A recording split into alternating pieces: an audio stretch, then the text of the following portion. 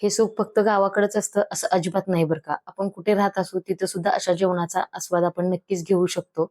एवढंच की आता चुलीवर बनवलेल्या आणि गॅसवरच्या जेवणाला फरक तर राहणारच, बरोबर ना? पण जाऊ द्या, तेवढं थोडंफार तरी ऍडजस्ट करावंच लागणार. तर कसं आहे मग झणझणीत गावरान बेत बघा कसा निसता ठसका उठलाय.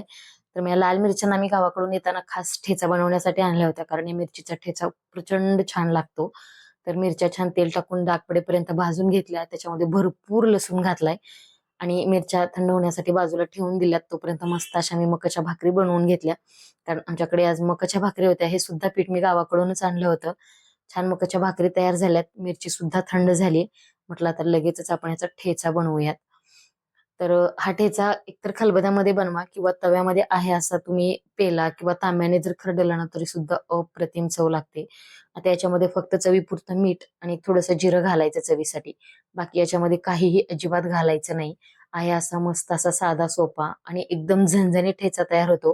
हिरव्या मिरचीपेक्षा अशा लाल मिरचीचा ठेचा तुम्ही एकदा नक्की बनवून बघा. खरंच चव अप्रतिम. अगदी कानातनं ना असा जाळ निघतो, इतका तिखट ठेचा हा तयार होतो.